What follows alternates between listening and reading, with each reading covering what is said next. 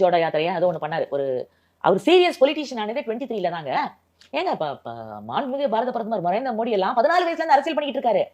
அவர் குஜராத்ல இந்த ஆபீஸ்ல, அந்த பிஜேபி ஆபீஸ்ல அவர் ஒரு சாதாரண ஒரு தொண்டரா 14-15 வயசுல அங்க சேர்ந்து அத்தனை தலைவர்களும் இந்தியா முழுவதிலிருந்து வருகின்ற அத்தனை பிஜேபி தலைவர்கள், பிஜேபின்னா அப்பெல்லாம் அந்த ஆர்எஸ்எஸ் கூட இருப்பாங்க, இந்த ஆர்எஸ்எஸ் தலைவர்களும் பேசுகின்ற அரசியல் எல்லாம் கேட்டு கேட்டு கேட்டு அவருடைய ரத்தத்துல 14 வயசுல இருந்து அரசியல் ஊறி கிடக்குங்க.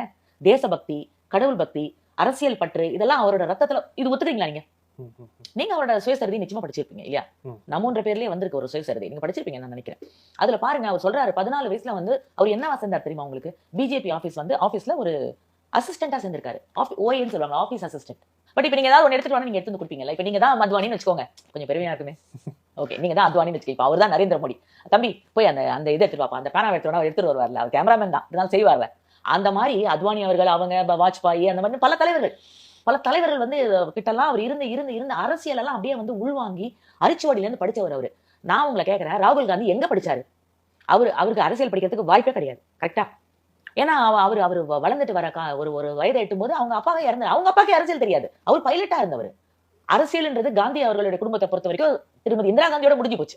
திருமதி இந்திரா காந்தி அவர்கள் சிறு வயதிலே தன்னுடைய அப்பா ஜெயில இருந்ததெல்லாம் பார்த்து அரசியல்ல அவங்க எல்லாத்தையும் கத்துக்கிட்டு அவங்களே பாவம் எமர்ஜென்சி எப்படி கொண்டு வந்தாங்கன்னு தெரியல.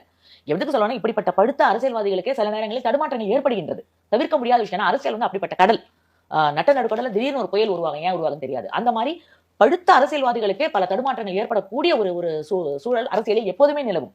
அப்படிப்பட்ட ஒரு அதுலலாம் நீங்க இருக்கணும்னா ரொம்ப வருஷம் you cannot get it merely by education or acquiring degrees or just merely because you become a minister or there is no level playing field அப்படிங்கிறாங்க. அதாவது இடி அப்புறம் சிபிஐ உள்ளிட்ட இந்த அமைப்புகள்லாம் பயன்படுத்தி இவங்க தொடர்ச்சியா த்ரெட்டன் பண்றாங்க. இதுவும் டிஎம்கேன்னு சொல்றாங்க, குறிப்பா தயாநிதிமாறனும் சொல்லிட்டு இருக்கிறாரு.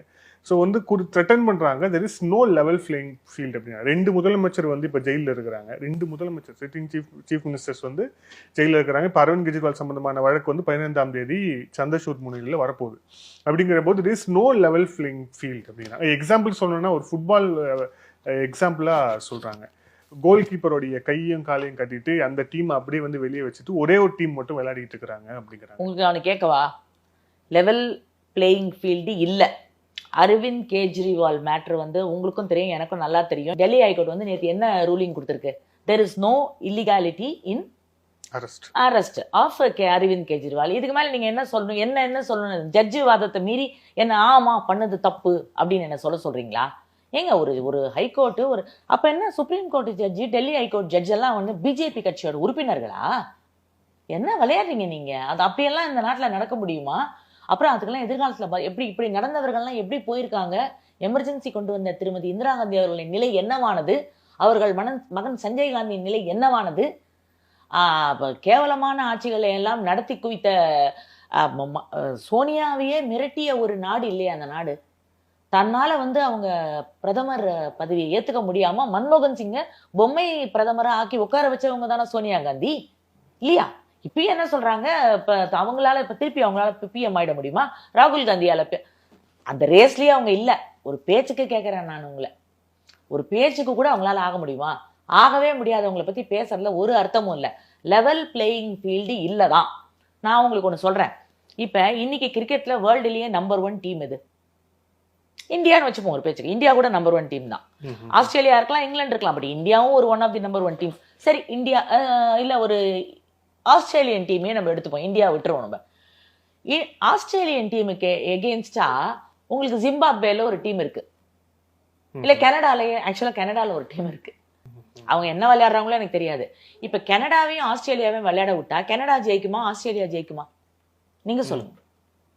அந்த மாதிரி பாரதிய ஜனதா கட்சியும் காங்கிரஸும் மோதினால் யார் ஜெயிப்பாங்க? லெவல் பிளேயிங் ஃபீல்டு இல்லதான். உங்களை யாரும் உங்களோட கோல் கீப்பர் ஒண்ணு யாரும் கையை கட்டி காலை கட்டி உங்களெல்லாம் உட்கார விடல, யாரும் உட்கார சொல்லல. உங்களுக்கு 10 வருஷம் உங்களுக்கு டைம் கொடுத்தோம். 10 வருஷம் நீங்க அரசியலே பண்ணாம அங்க இங்க சுத்திக்கிட்டு இங்க போய்கிட்டு ஐபிஎல் மேட்ச் பார்த்துக்கிட்டு தேவையில்லாம உலகம் முழுக்க தேவையில்லாம ராகுல் காந்தி எல்லாம் திடீர்னு தொலைஞ்சு போயிடுவார், எங்க போறாருன்னு தெரியாது. ஏதோ ஒரு கண்ட்ரில போய் இந்தியன் விஷயம் எங்கேயோ போய் ஒரு 2 மாசம் இருப்பாரு. அதுக்கப்புறம் திடீர்னு இப்பதான் ஏதோ ஒரு